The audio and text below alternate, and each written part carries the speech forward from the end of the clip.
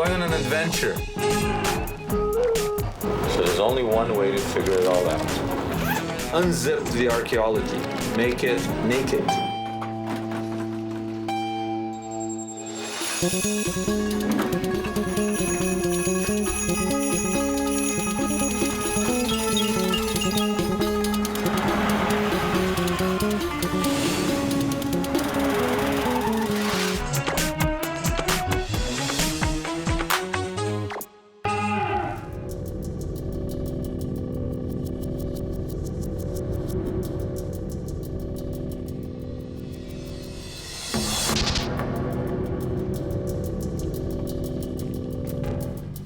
Archaeology can be dangerous. Digging has natural hazards: desert heat, freezing cold, falling rocks, cave-ins. This tunnel is one of the most dangerous digs in the world. 85 people died because of it. The tunnel was opened in 1996. The Jews said it provided access to a holy site. The Muslims said it undermined their holy places. So there were riots, gunfire, and 85 dead. The tunnel mattered because it was dug here.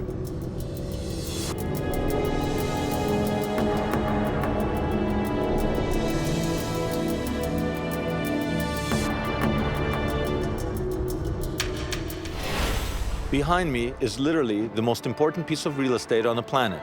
At least it is the most important piece of real estate for the three great Western religions, Judaism, Christianity, and Islam. And they argue about it, especially the Muslims and the Jews, because the Muslims have built the Dome of the Rock there, one of their holiest places. Now, the Jews say you built it on top of where the Temple of Solomon stood for 500 years and where the Second Temple stood for another 500 years. Underneath it is still the holiest place in Judaism, which is the Western Wall or the Wailing Wall. It's here that when Messiah comes, Jews believe that the temple will be rebuilt. Christians believe that too. And Muslims say it can't be here. That's where the Dome of the Rock belongs. There were no temples over here. This is a contentious place, a place that people are willing to fight and die for. Why is this one of the holiest places on earth? Why is this one of the most dangerous? And if you're an archaeologist, how do you work here? You tread lightly. This is the Middle East. Digging disturbs the land, and the battles here are about who owns the land.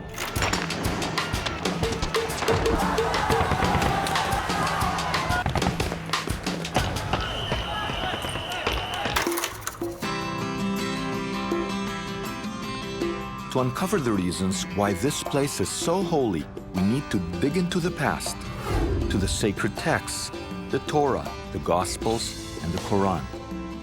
Gabi Barkay, archaeologist from Bar Ilan University.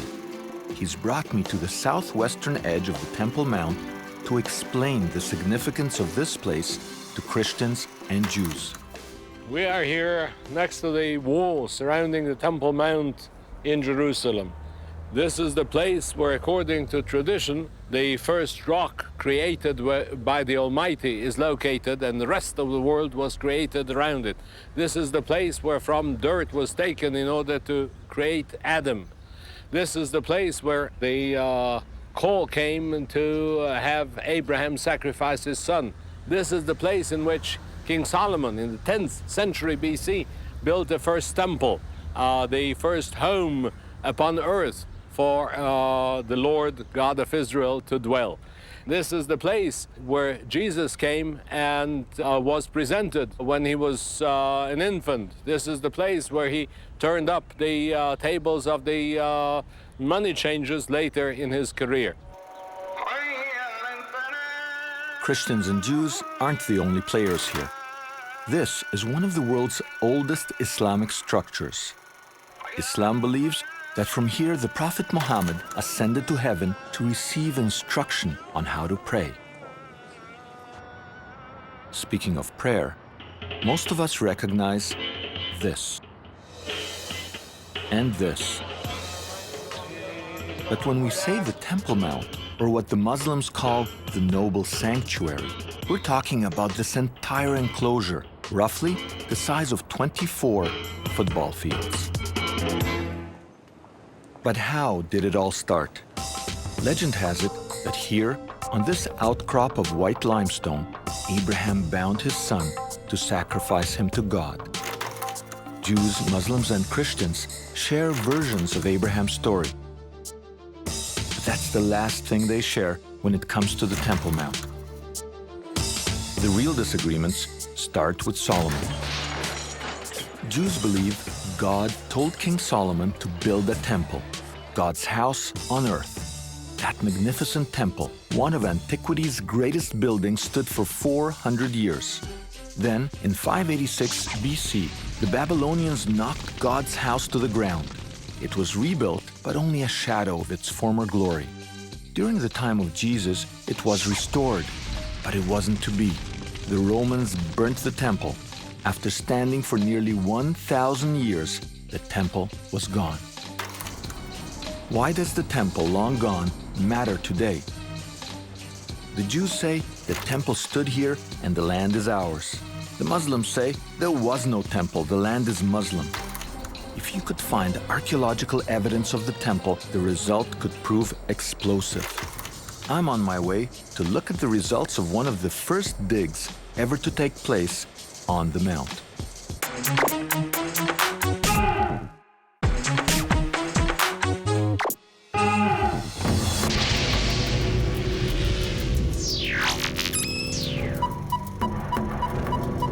Just how dangerous is this place? The Talmud, the Gospels, and the Quran all connect this place with the end of the world.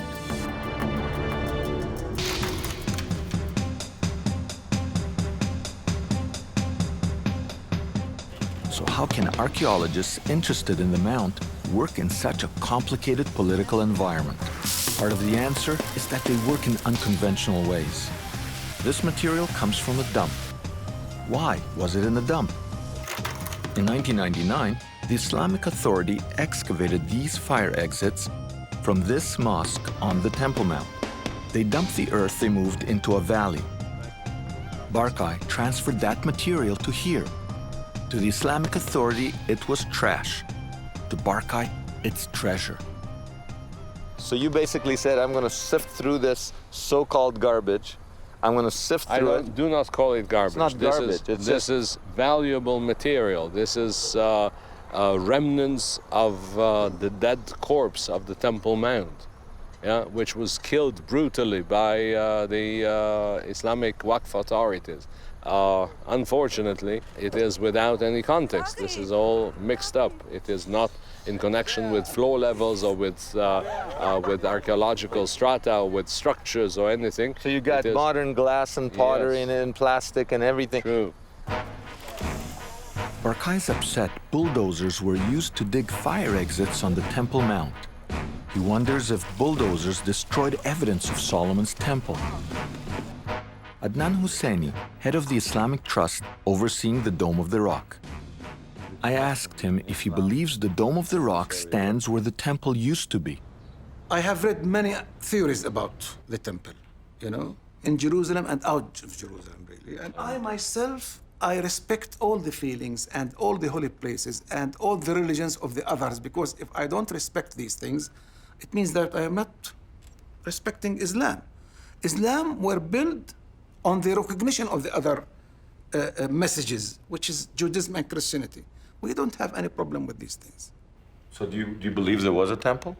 I told you that I respect all the feelings of others. No, I mean historically, scientifically. I myself, I didn't see anything. I have read many things, and I respect all these things. You respect the religious feelings, but I'm not talking about religious feelings. I mean, just historically, as a person, do you think there was a temple? Well, my answer will not give anything more than what we have read, really.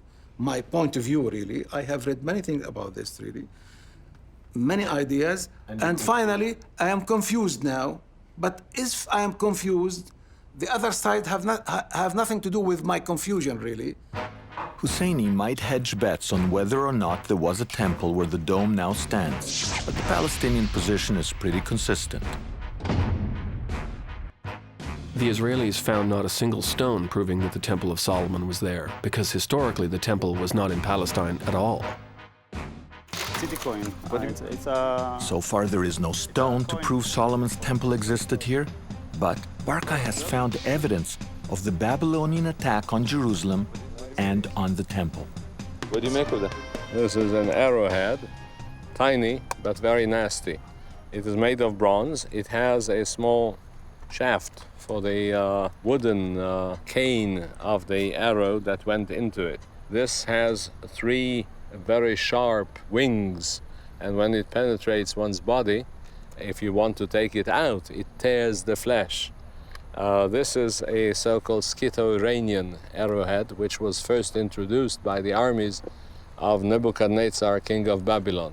So this is Babylonian time. This is Can I touch Babylonian, 586. This is the tragedy of the destruction of the first temple of Jerusalem. In 586 BC, the Babylonian king Nebuchadnezzar knocked God's house to the ground.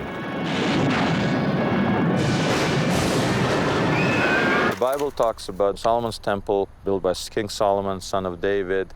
400 years it stands. The Bible describes how the Babylonians destroyed it, burned it. And this is an actual arrowhead from that time.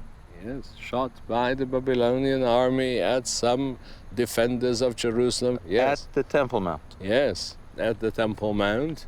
That's pretty amazing. As much as Barkay is upset with Palestinian bulldozers, he's also frustrated with the Israeli government.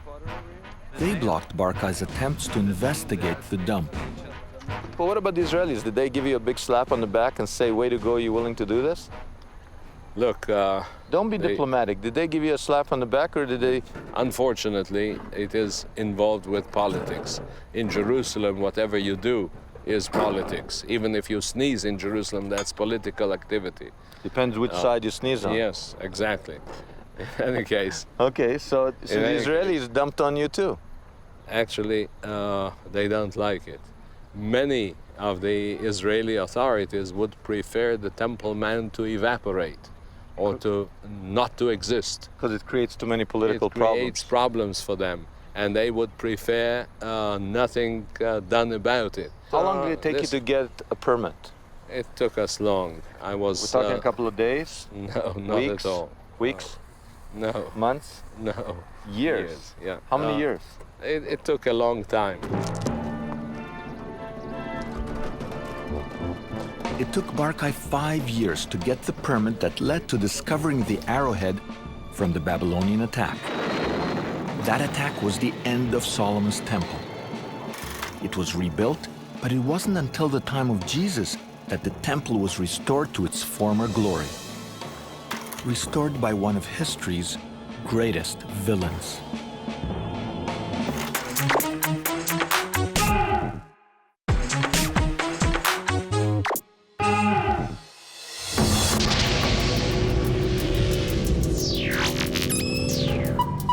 August 21st, 1969, Australian Dennis Rohan tried to burn down the Al-Aqsa Mosque on the Temple Mount. Rumors spread that this was part of an Israeli plot to destroy the mosque. Angry Muslims took to the streets. Rohan was a Christian living on an Israeli kibbutz. In court, Rohan claimed he was on a mission from God. He thought burning down the mosque would clear the space to rebuild the temple and trigger the apocalypse. The court declared him insane.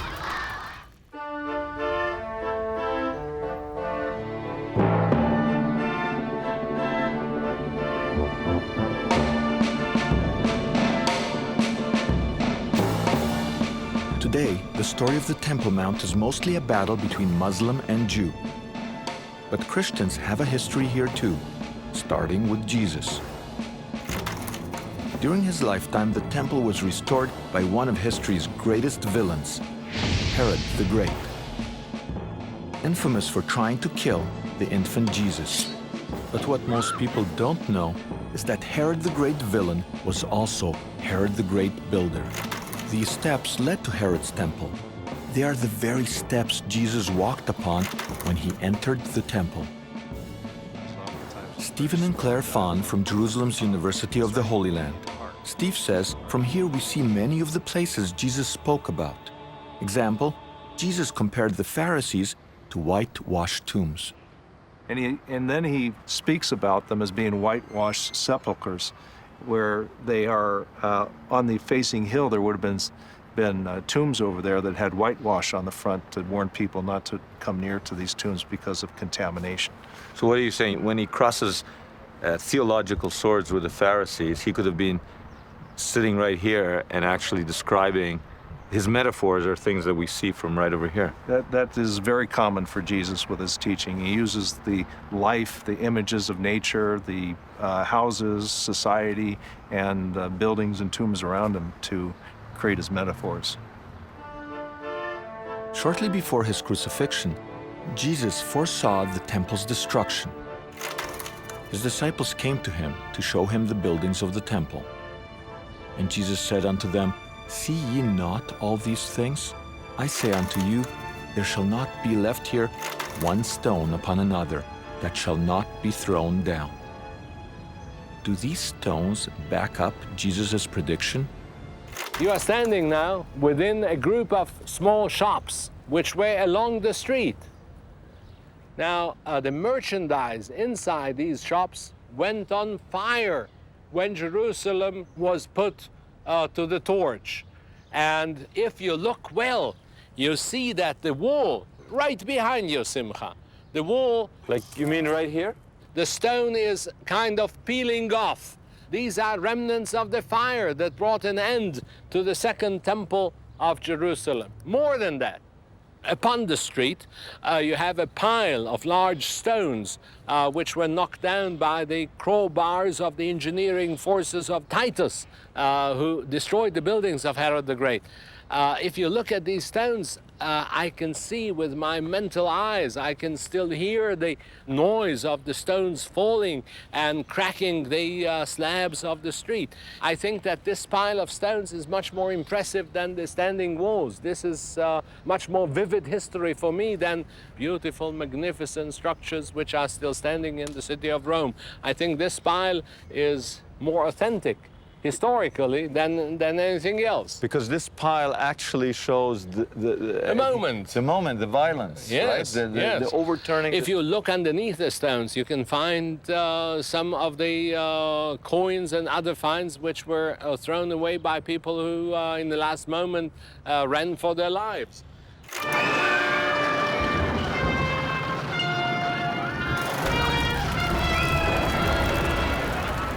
The temple was the site of many of the key events in the life of Jesus. But Dan Bahat says many people overlook this. Bahat is chief Israeli archaeologist for the Temple Mount. Since he can't work on Islamic sites, he's limited to digging around the edges. So he took me into a tunnel next to the mount.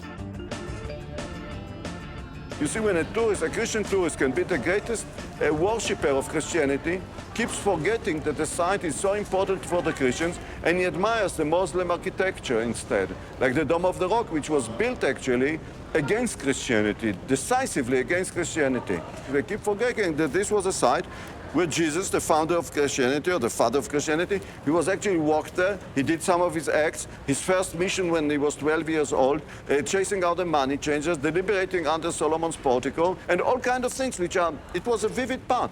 Christianity forgot about it. So you're saying it was central to Jesus' ministry was the Temple Mount? Definitely, definitely. The importance of the temple to Jesus isn't the only thing that was forgotten. There was also the secret of the stones. These stones weigh 600 tons and are some of the biggest building blocks in the world. And they've been keeping their secret for over 20 centuries.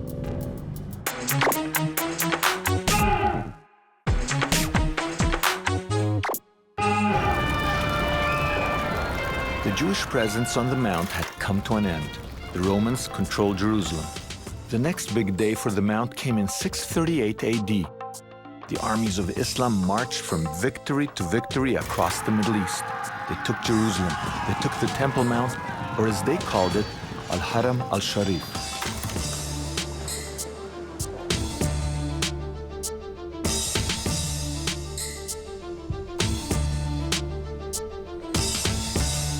This place matters to the Muslims because they believe that from here, the Prophet Muhammad ascended to heaven to receive the command for the number of daily prayers.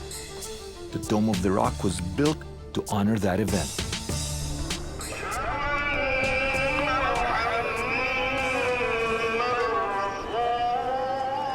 Husseini says the Temple Mount was empty when the Muslims arrived.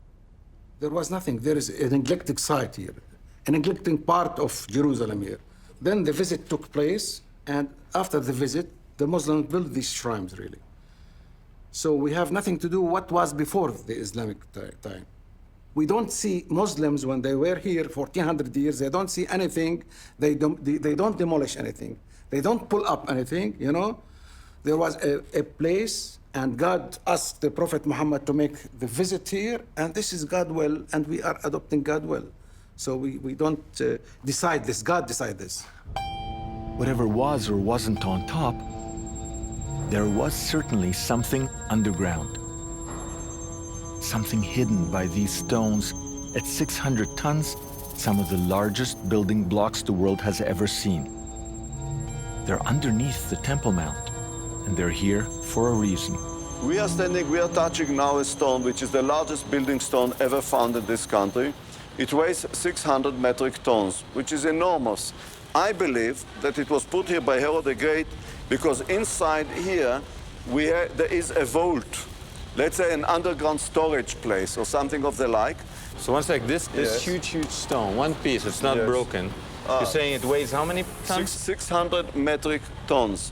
600 metric tons. 600 metric tons. Yes. Now on the other side of this is what? We don't know. As a matter of fact, only last week on Sunday, we had few geophysics who came here to try to measure by echo sounds and things to try to understand what is inside. I don't have the results yet. It was done by University of Calgary, by University of Omaha, Nebraska, and University of Hartford, Connecticut. I'm waiting for the results to know what exactly did they found. But you suspect that it's a storage? I suspect that inside there is a subterranean storage place on the Temple Mount. So wait a minute. So if you're telling me that on the other side of this are substructures to the holiest place on earth, why aren't you blasting through the wall and trying to be an Indiana Jones and find all sorts of treasures? To hear the answer and how it makes the Temple Mount such a dangerous place, tune in next time to The Naked Archaeologist.